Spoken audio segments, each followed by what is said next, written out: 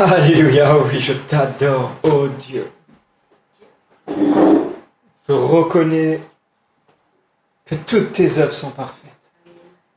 Amen. Amen. Est-ce qu'on le croit vraiment, ça? Oui. Ah, des fois, hein.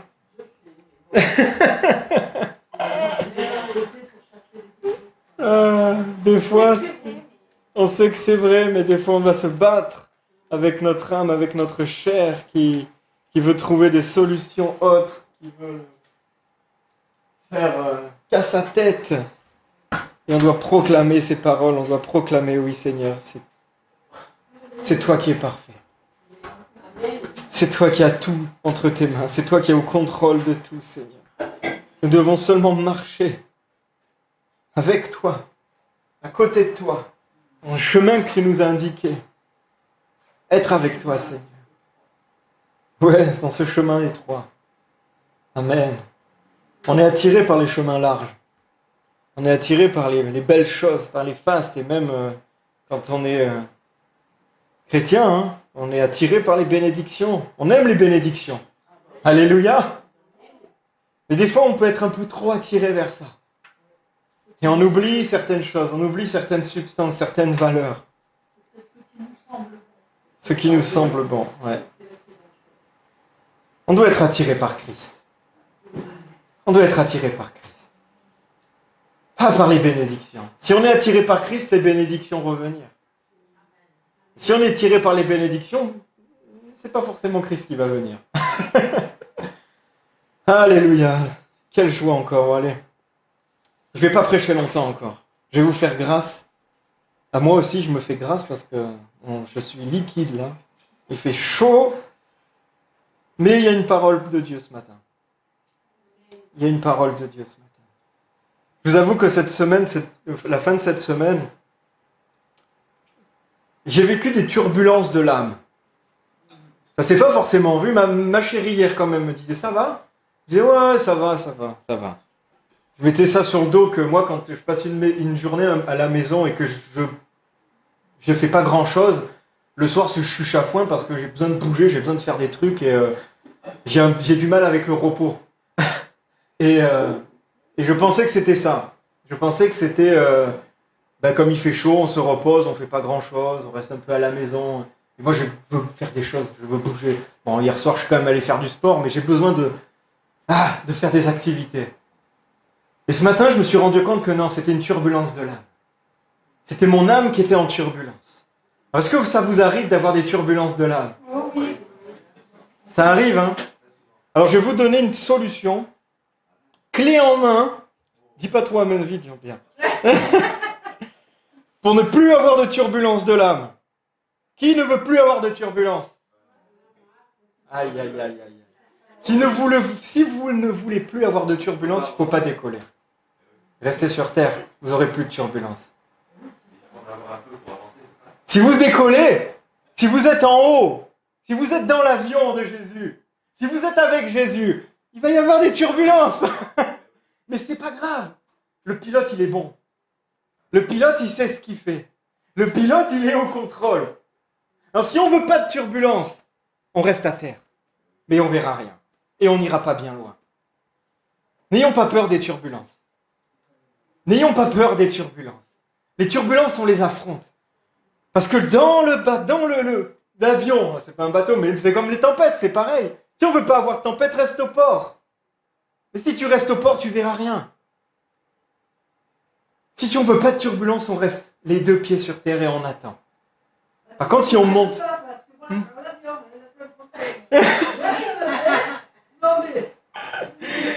Mais ça peut arriver, mais ayons confiance.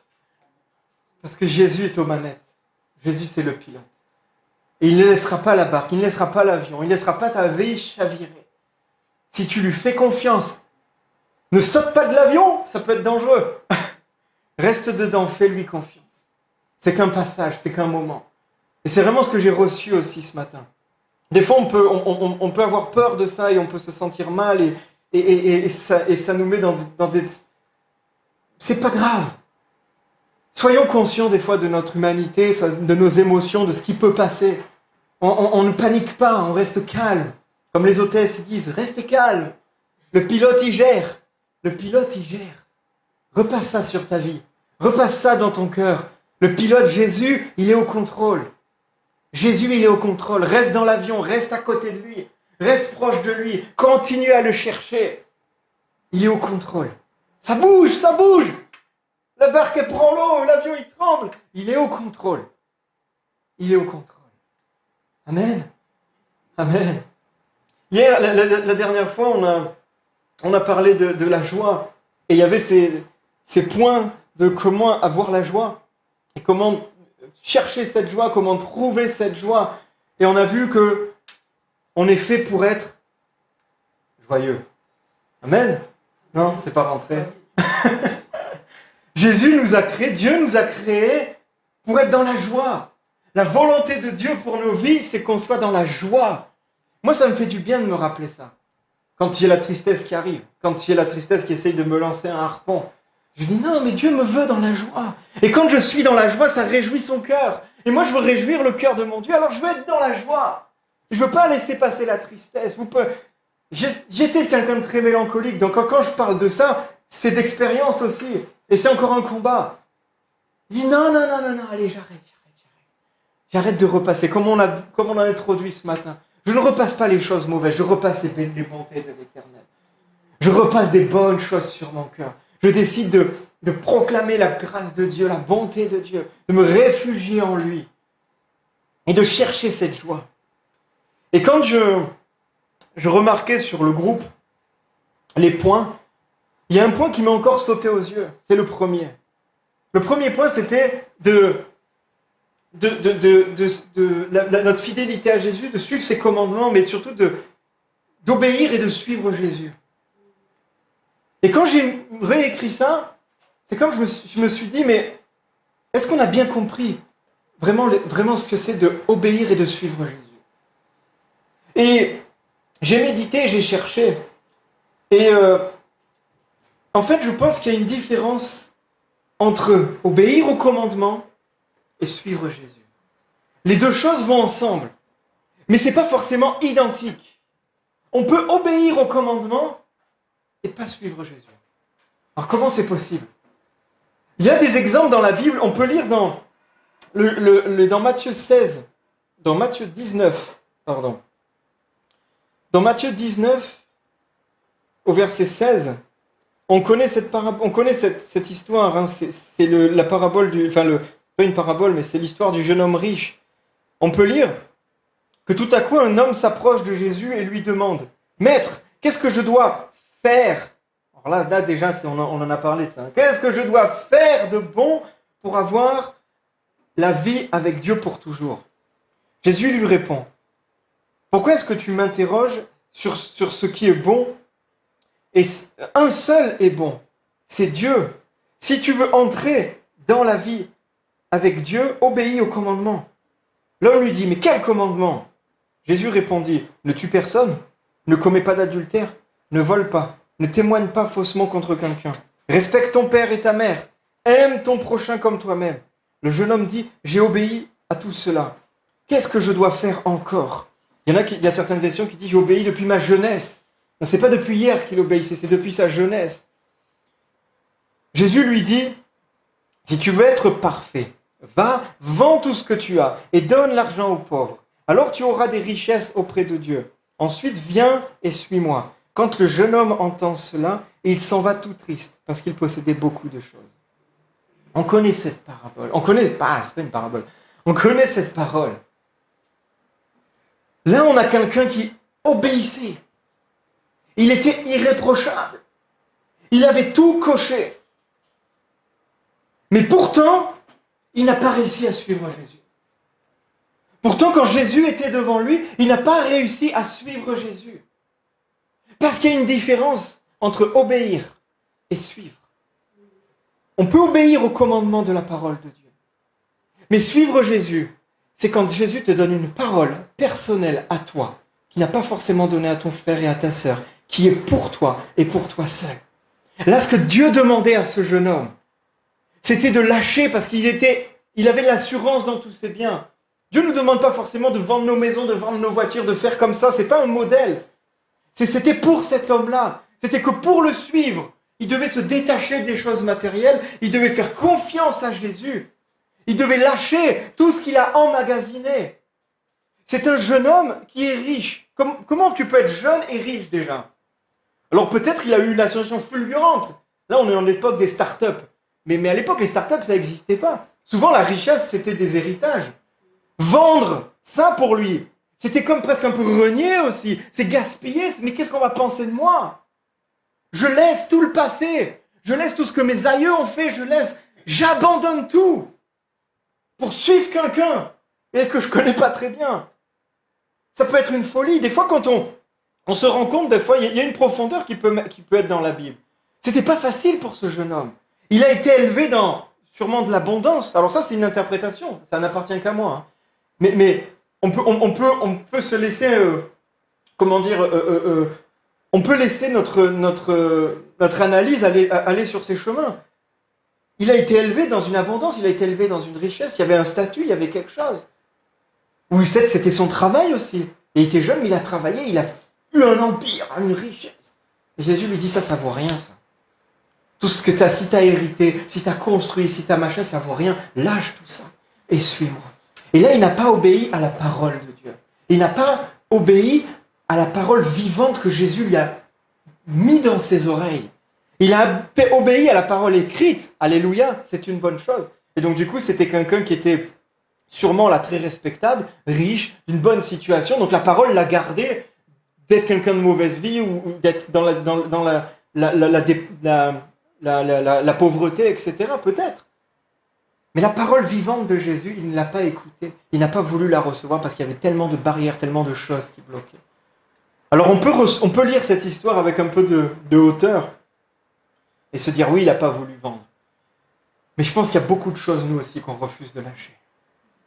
Qu'on refuse de lâcher. Jésus nous a donné des dons. Dieu nous a donné des paroles qui nous ont été données à nous, qui nous appartiennent à nous. Et on n'arrive pas à avancer avec Jésus, on n'arrive pas à avancer avec Dieu parce qu'il y a des richesses de ce monde, il y a des choses qu'on a, il y a des héritages, il y a des choses qu'on a acquis, il y a des choses qu'on a peur de perdre, peur de laisser. Et c'est ça qui nous bloque, c'est ça qui nous fait pas avancer avec Jésus.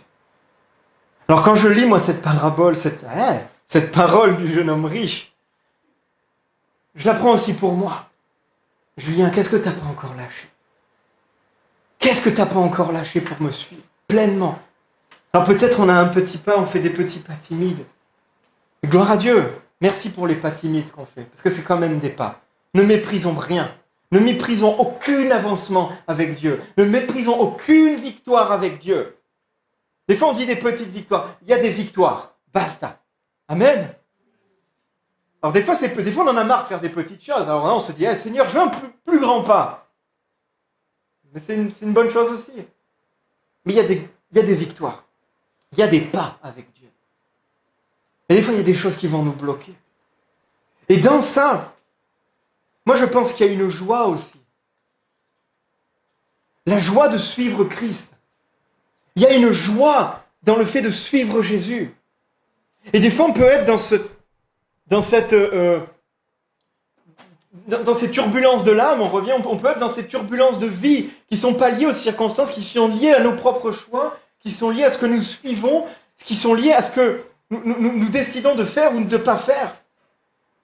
Des fois, on manque un peu de joie et on se dit, mais je lis, je connais la parole, j'aime le Seigneur, je prie, je fais tout. Et pourtant, je ne me sens pas à ma place. C'est peut-être parce que tu fais tout. Mais il manque cette parole que Dieu t'a donnée.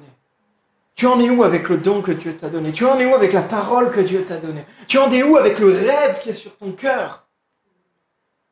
Est-ce qu'il te fait peur parce qu'il est trop grand? Est-ce qu'il te fait peur parce que tu dis, mais je ne suis pas la personne capable? Il est où le don que Dieu a mis en toi?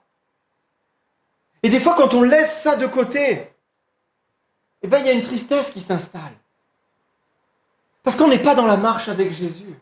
Et c'est marqué dans cette parole, je ne sais plus où c'était, mais Voilà, le jeune homme, au verset 22, quand le jeune homme a entendu cela, il s'en va tout triste. Il s'en va tout triste. La tristesse, c'est l'inverse de la joie. Hein. Donc il a décidé de garder ses biens. Il a décidé de garder ce qu'il avait. Et pourtant, il était triste. Il a décidé de garder sa richesse. De garder ce qu'il a bâti. Et pourtant, il était triste. Des fois, quand on est triste, c'est qu'on décide de garder. Qu'on décide de conserver. Mais si ça nous rend triste, lâchons-le. Que le Saint-Esprit nous révèle, que le Saint-Esprit nous conduise dans ces endroits où on doit lâcher ces choses-là, les abandonner, se séparer de certaines choses. Et là, on trouvera une joie. On trouvera encore une profondeur dans la joie. Encore plus profonde. Moi, je veux aller plus profondément dans la joie. Amen. Qui me suit? On y va? Ben moi, je suis Jésus. J'essaye le plus possible. Alors, on va, on suit Jésus. Alléluia. Mais le respect des commandements, le respect des ordonnances de Dieu, le respect de sa parole, c'est la base. Bien sûr, quand on reçoit une parole aussi pour nous-mêmes, on la met au filtre de la parole de Dieu. Si Dieu nous dit, si on dit, ah, Dieu me dit de faire quelque chose et que c'est complètement en dehors de la parole de Dieu, c'est pas Dieu qui l'a dit. La parole de Dieu reste un fil à plomb, reste la référence, est ce qui nous guide. Et il faut respecter les ordonnances de Dieu, il faut respecter ses commandements. Les commandements de Dieu, j'entendais aussi, j'aimais beaucoup, c'est des commandements d'amour. C'est des commandements pour notre bien, c'est des barrières autour de nous, c'est une sécurité autour de nous. C'est pas une barrière pour pas qu'on s'enfuit, c'est une barrière pour pas qu'on tombe. Et des fois, on peut voir les commandements comme ça. Parce que le monde nous dit, ah, tu peux pas faire ça. C'est pas que je peux pas. Je peux le faire. Paul dit, tout m'est permis, mais tout n'est pas utile. Tout m'est permis, mais tout n'édifie pas. Je peux faire ça, je peux boire comme tu bois. Je peux aller voir les filles comme tu veux les voir. Je peux faire tout ce que tu fais. Mais ça va pas m'édifier. Ça va me tuer. Et c'est ça les commandements de Dieu. Et des fois, je sais pas pour vous, mais on peut avoir une mauvaise image aussi, parce que ça s'appelle la sanctification aussi. On parle de la sanctification, on parle d'être sanctifié, d'être saint, d'être rendu saint. Dieu nous appelle à être parfait, de plus en plus à travailler ce processus de sanctification. Mais des fois, on voit ce processus de sanctification comme un peu des contritions. C'est une douleur, des fois, on doit faire violence à notre âme, faire violence à notre chair. Parce qu'en fait, quelque part, on a envie de faire ces choses-là qui nous font du mal. On a envie on a envie de manger un gros burger, bien gras, avec des frites, plutôt que des brocolis, à l'eau, mais qui nous font peut-être du bien et on en a besoin. Eh ben oui, mais des fois, il faut être honnête, des fois on a envie d'aller vers ça, et on lutte avec ça. Mais je pense que c'est là où, des fois, je pense que c'est là aussi une clé où on ne comprend pas tellement ce que c'est la sanctification. La sanctification, Dieu veut nous rendre saints, ça veut dire la mise à part aussi. C'est-à-dire que quand Dieu travaille avec nous dans les commandements, dans le fait de le suivre, il nous met à part. Nous sommes mis à part du monde. Mais pourquoi faire? Pour qu'on regarde le monde s'amuser et que nous on reste avec nos brocolis? Pourquoi faire? Dieu nous met à part. Parce qu'il ne veut pas qu'on s'attache à des choses qui sont vouées à l'enfer. Dieu nous met à part. Dieu nous sanctifie. Dieu nous enlève de ses côtés pour pas qu'on s'attache aux choses du monde qui sont vouées à disparaître et à brûler. C'est pour ça qu'il nous met à part. Et il nous amène à nous attacher aux choses d'en haut, qui sont, lui, éternelles et qui ne peuvent pas brûler. C'est ça, en fait, le vrai sens de la sanctification. C'est ça le vrai sens de la mise à part. Alors quand on comprend ça au fond de nous-mêmes, on n'est plus fou, on n'est plus libre, ça fait du bien. Parce que s'il nous laisse s'attacher à des choses qui brûlent, on va être triste. Et on ne peut pas trouver notre joie, on ne peut pas nous trouver notre bonheur, puisque nous sommes des êtres spirituels. On est des êtres spirituels. On le voit bien, on n'est pas des cailloux, on n'est pas des arbres, on est des êtres spirituels. Alors si on s'attache de tout notre cœur et qu'on met toute notre espérance dans quelque chose qui est voué à disparaître, Il n'y a pas de puissance. Ça nous attire vers le bas. Alors que si on met notre espoir, si on met toute notre énergie à s'attacher à quelque chose d'en haut, et bien là on répond. On est dans notre zone. On est dans notre zone de confort quelque part. Hein. Ça correspond à nous-mêmes parce qu'on s'attache au spirituel et nous sommes spirituels. C'est pour ça qu'il y a cette dualité en nous.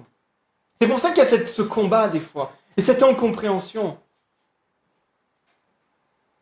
Parce qu'on veut trouver le bonheur dans quelque chose qui ne peut pas nous l'apporter et dans quelque chose qui va brûler.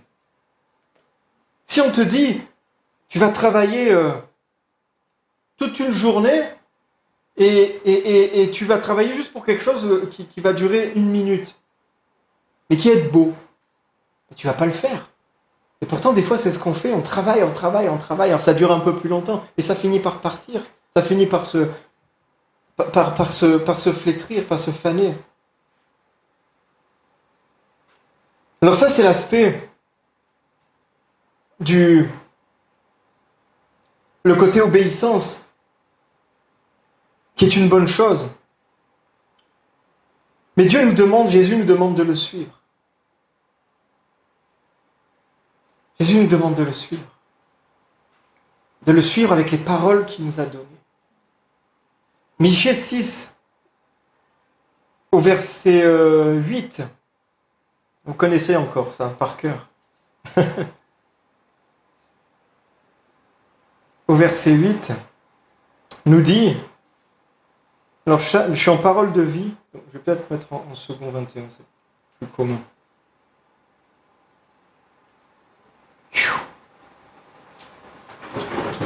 On t'a fait connaître, ô homme, ce qui est bien, et ce que l'Éternel demande de toi.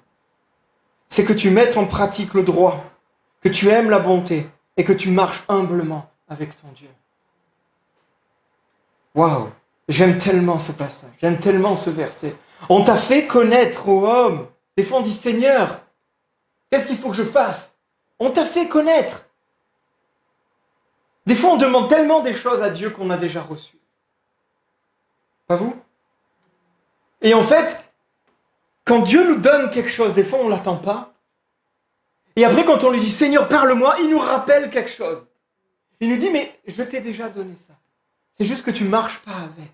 On t'a fait connaître, ô homme, ce qui est bien et ce que l'Éternel demande de toi. C'est que tu mettes en pratique le droit. Tu obéis à la parole de Dieu. Tu mettes en pratique ce qui est écrit. Tu mettes en pratique la sanctification. Que tu aimes la bonté, que tu aimes la miséricorde, que tu aimes l'amour. Il y a cette notion d'amour aussi qu'on a vue la semaine dernière. Que tu aimes ton frère, que tu aimes ta sœur, que tu aimes ton Dieu, que tu aimes toutes ces choses. Et que tu restes assis tranquillement.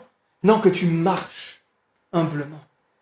C'est-à-dire, une fois que tu as fait tout ça, une fois que tu as obéi, une fois que tu aimes, eh bien tu mets en pratique, tu marches. Pas sur le fil, mais tu marches avec Dieu. Et là, c'est ce que Dieu nous demande. Et là-dedans, il y a une plénitude. Là-dedans, il y a une joie qui est indescriptible, qui est profonde. Il y a un sens à nos vies. On veut trouver des sens à nos vies. Ah là là. Le sens de ta vie, c'est de marcher avec ton Dieu. De marcher sur ce qu'il t'a donné, de marcher avec lui. Alléluia. Alors vous allez rire, j'ai noté un verset, mais je ne sais plus qu'est-ce qu'il dit.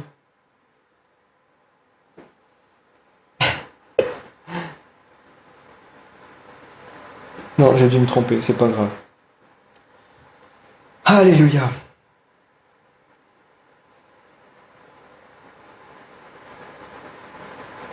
Je voudrais vous laisser ce matin avec cette réflexion et cette prière. Comme Paul disait à Timothée, on peut lire dans 2 Timothée 1, verset 6. Ranime la flamme du don que tu as reçu lorsque j'ai posé les mains sur toi. Ranime le don de Dieu qui est en toi. C'est vrai que ce matin on se demande, non seulement j'obéis à la parole de Dieu, j'ai un amour pour Jésus. Mais où j'en suis avec le don qui m'a été donné? Est-ce que je me souviens du don qui m'a été donné? Est-ce que je connais le don que Dieu a pour moi? Est-ce que je sais ce que Dieu a déposé sur moi? Je te rassure, il ne t'a pas oublié. Il y a un don. Il y a quelque chose. Il y a une parole que Dieu t'a dit. Il y a un rêve que Dieu a mis sur ton cœur. Il y a un fardeau. Parce que c'est ça aussi, tu as raison de rappeler ça. Il y a un fardeau. Parce qu'il y a... Tu rappelles, du coup tu fais rallonger, mais c'est pas grave. Parce qu'il y a de ça aussi. Hein. Des fois on est tellement attaché sur du bonheur, de la sensation de bonheur où il faut être bien. Non, des fois il y a un fardeau. Il y a quelque chose de lourd qui pèse sur nos cœurs. Il y a quelque chose qui nous met des fois en souffrance aussi. Et la vie avec Dieu, c'est ça.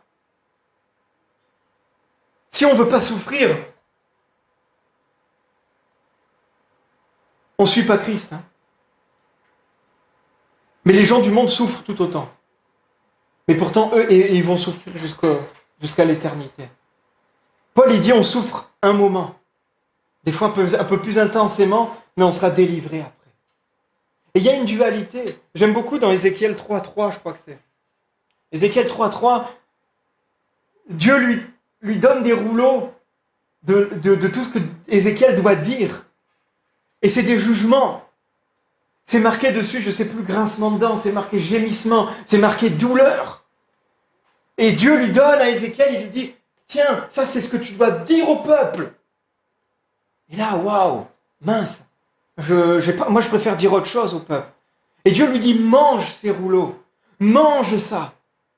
Parce qu'il doit prendre cette parole, il doit la manger, il doit l'ingurgiter.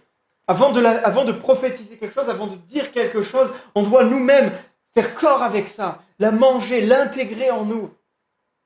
Et à l'étonnement, c'est ça, c'est dans Ézéchiel 3.3, à l'étonnement, quand Ézéchiel a mangé ses paroles, a mangé ses rouleaux, il avait un goût de miel. Parce que quand on commence à servir Dieu, malgré la difficulté de l'appel, malgré la difficulté du rêve, malgré la difficulté de ce que Dieu nous demande, malgré que ça nous met dans l'embarras, malgré que il y a quand même un goût de miel. Parce que c'est la parole de Dieu. C'est le rêve de Dieu qui s'est déposé sur ton cœur. C'est le don de Dieu.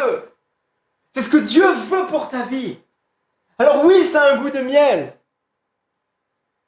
Après, ça peut être faire des aigreurs d'estomac. Il y a Jean dans Apocalypse, après, je n'ai plus les références. Mais je ne suis pas trop bien préparé, je suis désolé. Mais dans Apocalypse, on peut lire aussi que Jean a eu cette même expérience, mais il a mangé, ça a eu le goût de miel, mais quand c'est descendu dans son estomac, il y avait une amertume. Parce que c'est un prix à payer aussi. Parce que c'est un prix à payer aussi. Et on doit l'accepter. Mais il y a une plénitude là-dedans. Il y a une joie là-dedans de servir l'Éternel. Et d'accomplir ses voies, d'accomplir ses promesses, d'accomplir ce qu'il a prévu pour chacun d'entre nous. Et je suis convaincu que là, on a tous reçu quelque chose de Dieu. Tiens bon. Réanime ça. Et là, Paul, il dit pas je prie le Seigneur, le Saint-Esprit, que le Saint-Esprit ranime ce don. Paul, il dit à Timothée, ranime-toi la flamme. Parce que c'est à nous de réanimer la flamme qui est en nous. C'est à nous de réanimer le don qui est en nous. Dieu nous a donné un don. Et il nous demande de l'utiliser, de le pratiquer, de le faire fructifier et de le transmettre. Mais ça, c'est à nous de le faire.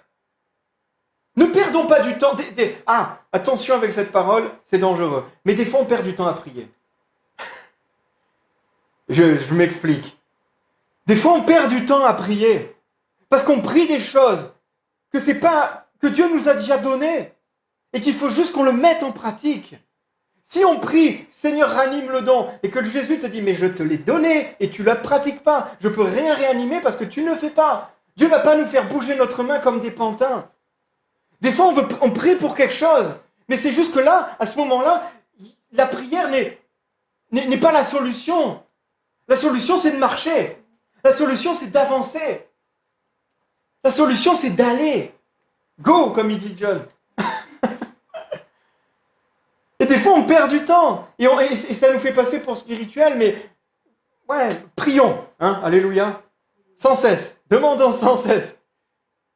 Mais le Saint-Esprit ne va pas prendre ton bras comme un pantin, ne va pas nous prendre la jambe pour nous faire avancer. C'est à nous de réanimer le don. C'est à nous de faire fructifier le don.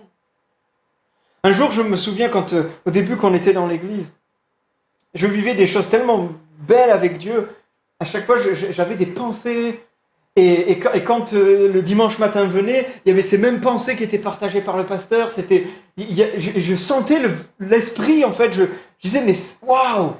Je sens l'esprit, je sens le Saint-Esprit qui me parle et c'est confirmé.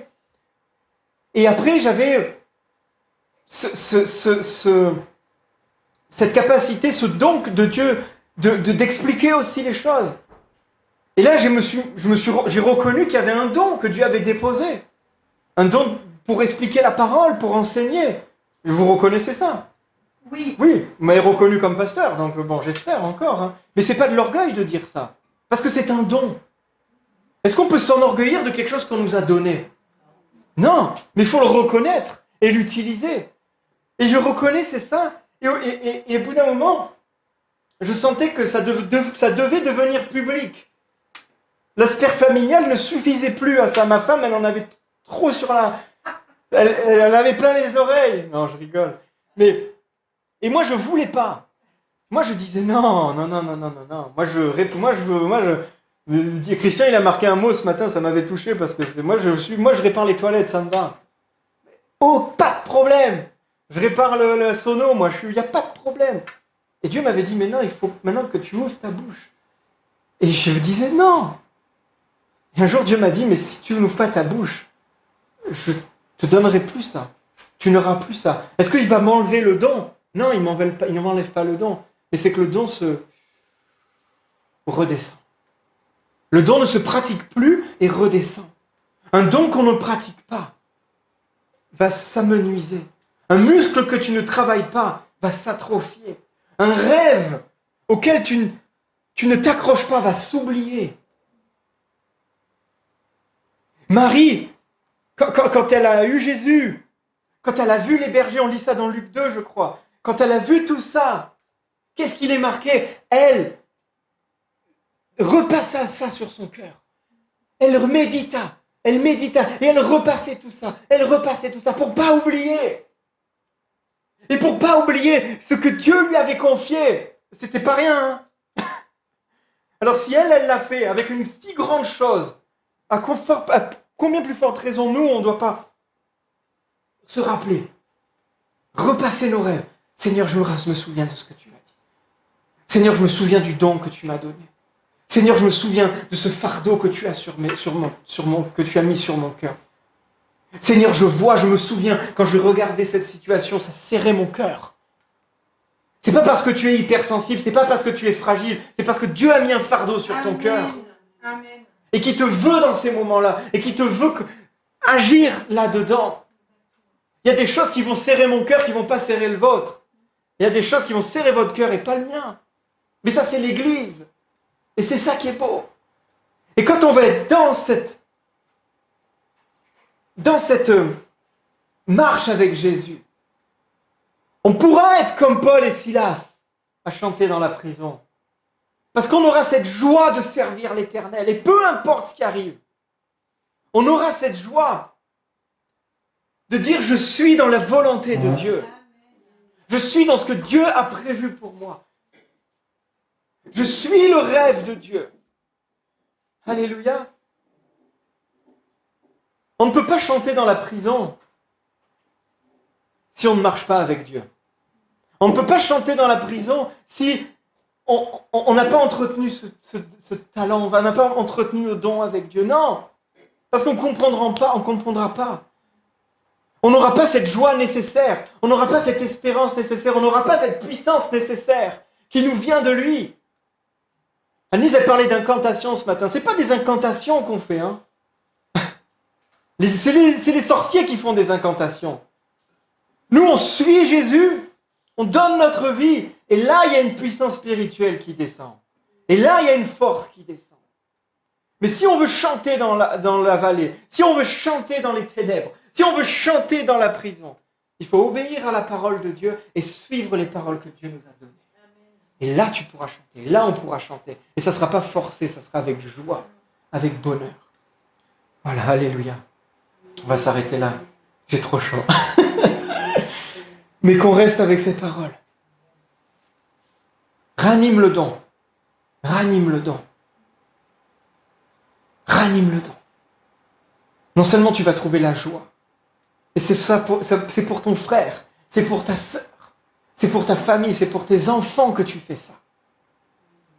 Quel est le don que Dieu t'a donné? On s'en souvient. On le fait remonter. Quel est le don que Dieu t'a donné? Où en es-tu avec cette pratique du don? Pratique-le. Remets-le. Où est le rêve?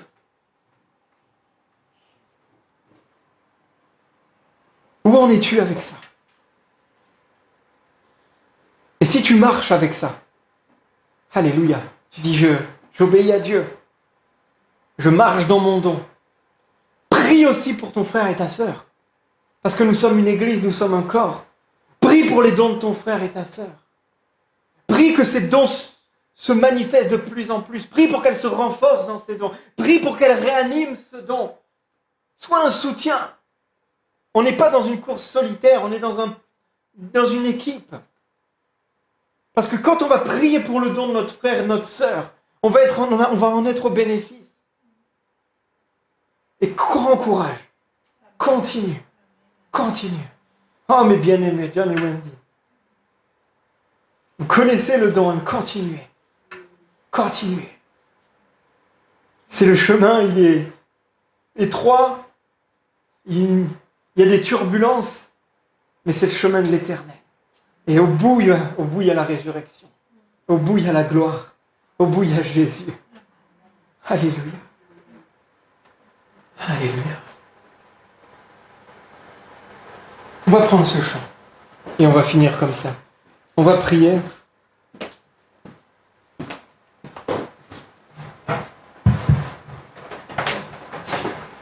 Je peux me permettre de partager juste une petite chose. Est-ce que vous savez pourquoi Moïse, qui avait pourtant des grandes difficultés à parler, pourquoi Dieu a choisi Moïse pour sauver le peuple? Il l'a choisi parce qu'il avait ce fardeau. C'était pas au hasard, c'était pas un plouf-plouf? Non, c'était pas plouf-plouf. Il a choisi parce qu'il avait ce fardeau. Il a vu des injustices. Il a souffert de voir ses frères du peuple hébreu maltraités par les Égyptiens. Il a tué un Égyptien. Et des fois, le don, il n'est pas forcément visible. Julien est en train de parler d'un don qu'on doit ranimer, pour lequel on doit prier. Mais concernant Moïse, le don n'était pas visible. C'était un fardeau. C'était un cœur pour le peuple hébreu, un cœur contre l'injustice. Et Dieu l'a choisi parmi ce peuple. Il a été sorti de ce peuple. Il a été choisi malgré toutes ses difficultés. Alors ne regarde pas tes difficultés. Regarde, Dieu te dit, moi je regarde au cœur. Qu'est-ce qui dans ton cœur te remue? Qu'est-ce qui te secoue? C'est pas parce qu'on chante bien que Dieu va nous choisir. C'est parce qu'on a un cœur. Amen. Pardon, mais... Non, c'était bien. Amen, amen. Merci, ma chérie. Alléluia. Alléluia. Oui, Seigneur Jésus. S'il y en a qui... on peut prier les uns pour les autres. S'il y en a qui veulent demander de l'aide, c'est de l'aide là qu'on demande. Dans la prière pour réanimer ce don. Je peux confier un frère, une sœur. Prie avec moi. Prie avec moi parce que j'ai ce don, j'ai ce rêve. Mais punaise, je l'ai laissé trop souvent partir. Il me fait peur. Et je ne sais pas comment faire. Aide-moi, on prie ensemble. Que le Saint-Esprit révèle, non pas le don, Non pas qu'il vienne souffler, mais que le Saint-Esprit révèle comment je dois réanimer ce don. Et qui m'aide à me guérir encore, parce que peut-être c'est encore des barrières de souffrance, c'est encore des barrières de mauvais jugements, on se dévalorise. Que le Saint-Esprit nous montre si je suis comme ce jeune homme riche qui refuse de laisser les choses et qui me laisse aveugler. Et du coup, je suis plus concentré sur des choses qui ne sont pas de toi, Seigneur. Et le don, et le fardeau, et le rêve, eh ben, c'est mis au second plan et c'est mis en dormance, et en dormance, et en dormance, et ça fait des années que ça dort. Et si tu n'as jamais entendu aussi ces paroles et que il n'y a jamais personne qui a prié pour toi, Paul, il dit, ranime ce don que tu as reçu lorsque j'ai posé les mains sur toi. Tu peux demander qu'on pose les mains, qu'on prie, et qu'il y ait un don qui soit transmis, un rêve qui soit transmis. Mais on ne va pas venir les poser sur toi. Timothée est venu vers Paul pour être enseigné, pour être à son écoute. On ne vient pas poser les mains sur les gens pour dire « Tiens, ça y est », comme si on contaminait par un virus. Non, c'est Dieu, il veut qu'on soit participant. Dire « j'ai jamais vécu ça, je ne sais pas comment, mais je veux connaître le don de Dieu. Je veux connaître ce que Dieu a mis sur ma vie. » Alors je pense que tu as déjà des bribes, si tu es là ce matin. C'est que Dieu te parle. C'est que Dieu t'a déjà parlé. Je pense qu'il y a déjà des chemins. Et des fois, il y a besoin d'une confirmation de l'Église. Il y a besoin d'une transmission de dons pour aller encore plus loin. Alors sentez-vous libre.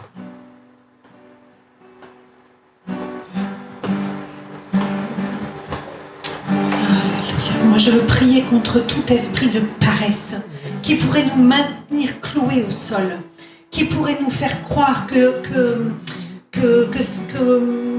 qu'on va s'épuiser, qui pourrait nous faire croire que en ranimant ce don, en œuvrant pour Christ, on sera à bout de force.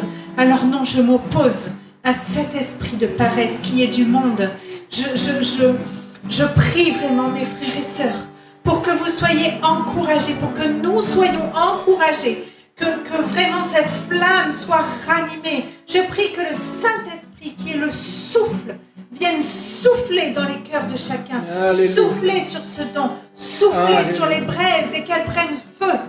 Alléluia, je prie vraiment, oui, le pneuma, le Saint-Esprit qui est ce souffle de vie, qui vienne souffler, Seigneur. Alléluia. Viens souffler sur ce don. Viens souffler sur ces cœurs embrasés, Seigneur. Alléluia.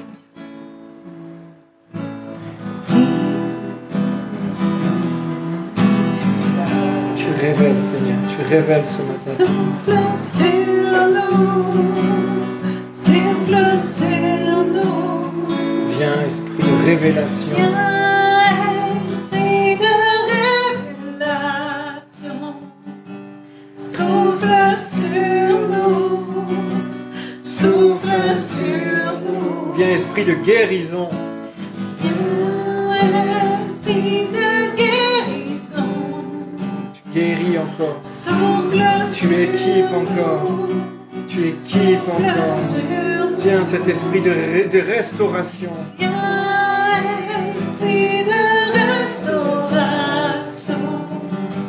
Souffle sur nous, souffle sur nous. Nous avons besoin de toi, Jésus. Nous avons besoin de toi en cet instant.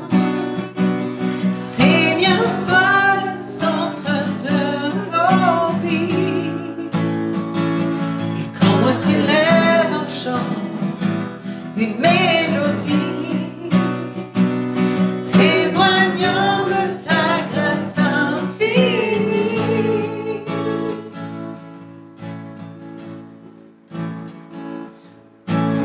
Inonde ce lieu de ta présence. Nous avons besoin de toi, personne d'autre, Seigneur, pour nous guider, Seigneur. Merci, Seigneur. Merci, Saint-Esprit, tu guides ton peuple, Seigneur. Tu nous guides dans les voies, Seigneur. Tu nous guides là où nous devons aller, Seigneur Jésus. Grâce à tes dons, Seigneur. Esprit de révélation, souffle sur Équipement nous, spirituel. souffle sur nous. Nous avons besoin de toi, Seigneur. Viens, esprit de révélation, souffle sur nous, souffle sur nous. Nous avons besoin de toi en cet instant. Seigneur, sois le centre de nos vies. Et quand moi s'élève un chant, une mélodie, témoignant de ta grâce infinie. Alléluia. On chante qu'on a besoin de toi. On chante qu'on a besoin du Saint-Esprit. Parce que nous avons besoin du Saint-Esprit pour faire l'œuvre de Dieu. Nous avons besoin de tes dons, Saint-Esprit, pour faire ton œuvre. Si nous faisons l'œuvre de Dieu sans les dons de Dieu, nous faisons une œuvre stérile, nous n'avons pas de fruits. Le Seigneur ne veut pas qu'on s'épuise toute notre vie à labourer un champ, à semer un champ, à arroser un champ qui ne produira jamais. Le Seigneur veut qu'on produise des fruits, des bons fruits et des fruits qui demeurent. Si les fruits ne sont pas là, si les fruits sont absents ou ils n'ont jamais été, c'est peut-être que ce champ a été cultivé sans les dons. Sans les dons. Que les dons ont été mis de côté. On a besoin de toi. Si on veut faire sans les dons de Dieu, c'est qu'on veut faire avec notre propre intelligence. Si on veut faire sans les dons de Dieu, c'est qu'on veut faire avec notre propre compréhension. Oh! Nous avons besoin de tes dons, Seigneur. Alors tu les révèles en nous, Seigneur. Et tu les ravives encore en nous, Seigneur. J'ai cette image de...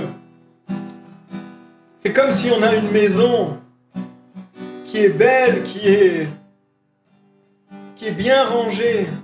Et on est fier de la montrer. On est fier de qui on est. En apparence. En apparence. Et il y a quelqu'un qui vient fouiller dans notre cave et qui trouve un trésor. Des lingots. Je sais pas, vraiment un trésor. Et qui te remonte de cette cave et qui dit « Mais tu savais que tu avais ça enfoui ?»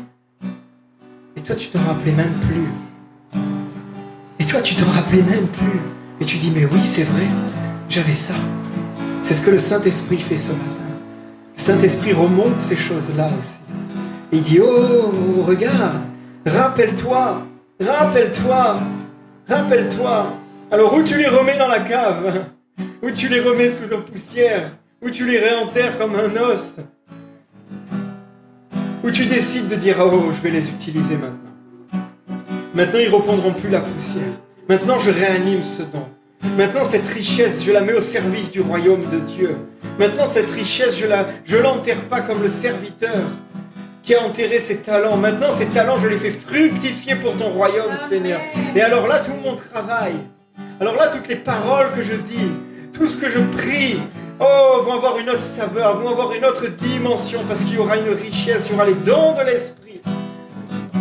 Il y aura une puissance qui sera derrière. Et ce ne sera pas ma puissance, ce sera la puissance du Saint-Esprit. Ce sera la puissance de Dieu. C'est pour ça qu'on chante, nous avons besoin de toi. Nous avons besoin de toi en cet instant, mais en chaque instant.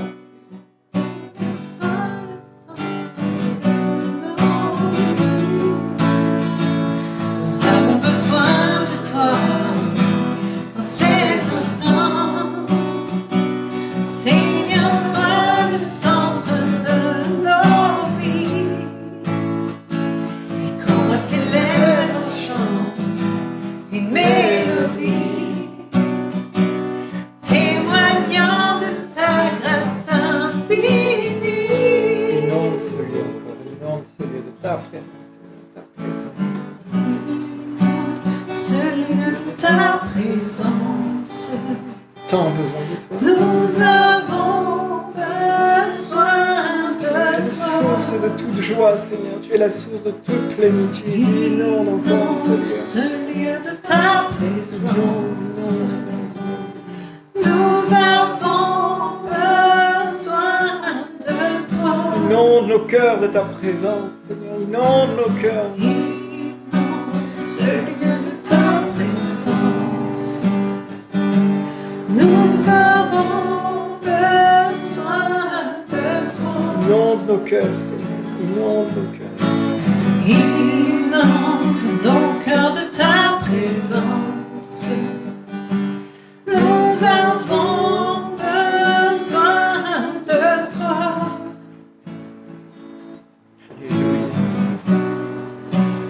Nos cœurs de ta présence, nous avons besoin de toi. Est-ce qu'on peut prier les uns pour les autres? Et on finit là-dessus. On prie les uns pour les autres. On dit, ah, je prie que tu sois inondé de la présence de Dieu. Je prie que ton cœur soit inondé de la présence de Dieu. Déclare ça sur ton frère, sur ta sœur. Prie, dis-lui que je prie que ton cœur soit inondé de la présence de Dieu. Je prie, tu déclares sur la vie de ton frère et ta sœur, je prie que le don que Dieu a mis en toi soit révélé encore et encore. Je prie que tu puisses faire fructifier tous les talents que Dieu t'a donnés, tous les talents que Dieu a placés en toi. Je prie pour que le rêve que tu as mis sur ton cœur, que Dieu a mis sur ton cœur, soit plus que jamais vivant, soit plus que jamais ton but, soit plus que jamais ce que tu cherches. Je prie que toutes les pensées de Dieu qui ont traversé ton cœur ne soient plus à terre dans la poussière, mais soient révélées, soient relevées et mis au centre de ta vie. Et mis au centre de ta vie. Alléluia. Alléluia. Que notre but soit de marcher avec toi, ô Éternel. Que notre but soit de marcher avec toi, ô Jésus. Et d'accomplir ce que tu as désiré pour nous.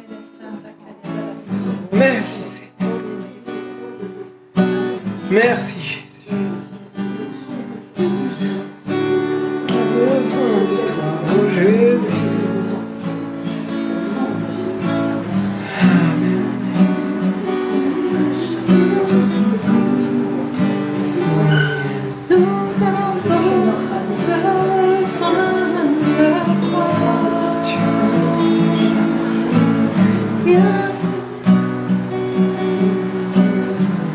Alléluia. Alléluia. Alléluia.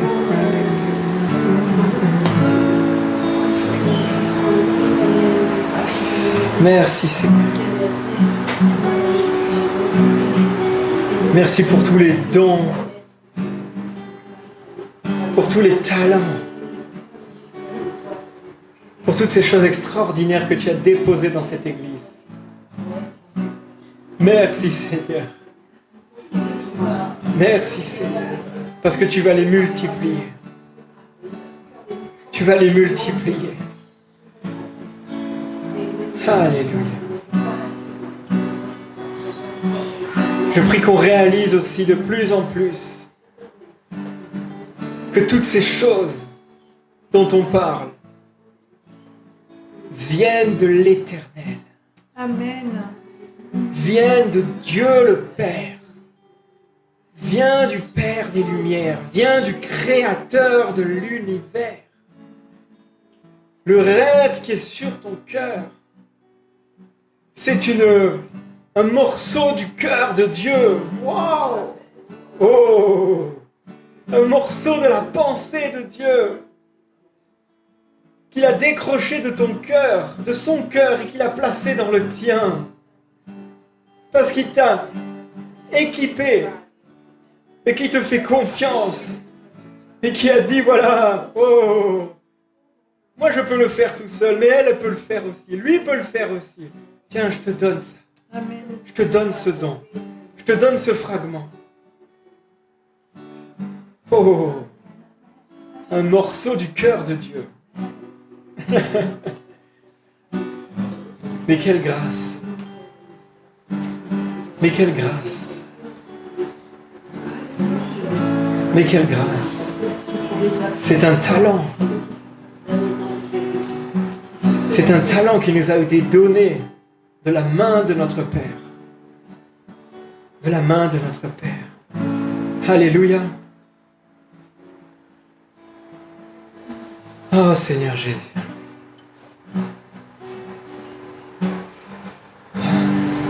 Soyez bénis mes amis. Continuons à prier pour ça. Continuons à prier pour ça. On en a besoin là, dans cette nouvelle saison. On en a besoin encore. Il y a des choses qui vont revenir, il y a des soldats qui vont être mobilisés. Là, on est encore dans cette phase, ici, à Saint-Laurent, où on profite encore d'être renforcé.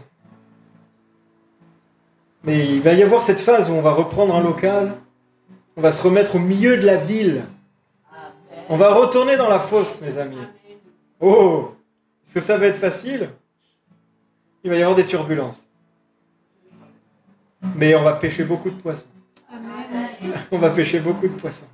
Il y aura beaucoup de choses. Il y aura beaucoup de lions qui se transformeront en agneaux. Amen. Alléluia. Et là, on est encore en train d'être préparé.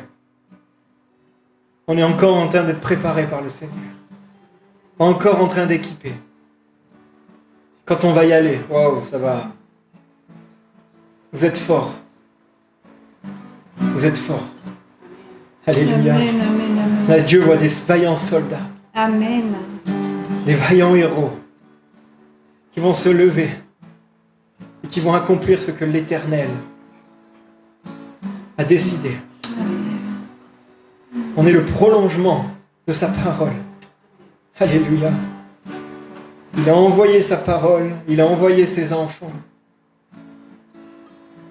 pour faire des miracles, pour faire des choses extraordinaires, pour guérir les cœurs brisés, pour des réconciliations. Et ça va le faire. Gloire à Dieu. Merci Seigneur. On pourrait continuer des heures, mais là... on fait grâce, on fait grâce. Et finalement, on aura tiré jusqu'à midi quand même. Continuons à prier les uns pour les autres. C'est une clé aussi de ça. Non seulement on réanime le don qui est en nous, on le voit où on en est avec ça. On voit si c'est toujours quelque chose qui est sur notre cœur, si c'est pas quelque chose qu'on a oublié, je vais pas refaire, mais non seulement on prie pour notre frère, on prie pour notre sœur, pour qu'elle tienne bon, pour qu'elle reste dans le cap, pour que son don soit, pour qu'elle puisse remonter son don, pour qu'elle puisse souffler dessus, pour qu'elle puisse l'utiliser. Et vous savez, il y a aussi... Ah, j'arrête. Mais... des fois, dans ces moments-là aussi, des fois, on est dans des moments de dépendance. On a besoin de se faire conduire, on a besoin de se faire amener, on a besoin... Des fois, les moments de dépendance nous vont pas... nous dérangent. Oui, voilà, mais il y a ces moments, mais des fois, ça nous dérange parce qu'on a besoin, on a envie d'être autonome. Vous savez, des fois, ces moments de dépendance qu'on peut avoir, c'est une bonne chose. Parce que quand on est dépendant de quelqu'un, eh bien, on permet à l'autre d'utiliser son don. Amen. On permet à l'autre d'utiliser son don. Des fois, quand on n'est pas bien, et qu'on sait qu'il y a quelqu'un qui peut prier pour nous, et on dit, ah, mais je veux pas te déranger. Tu la déranges pas. Tu lui permets d'exercer son don. Amen. Des fois, quand on est malade et qu'on sait qu'il y a quelqu'un qui a un don pour la guérison, un don pour quelque chose, et qu'on dit « Oh, mais je ne vais pas déranger », tu ne lui déranges pas. Tu lui permets d'exercer son don. Aidons-nous à exercer nos dons. Quand vous appelez Anne-Lise, quand vous m'appelez, s'il y a des questions, vous ne vous dérangez pas. Vous permettez qu'on exerce notre don. Alléluia. Soyez bénis. On est fort et ensemble, on est encore plus fort. Alléluia. Amen. Amen.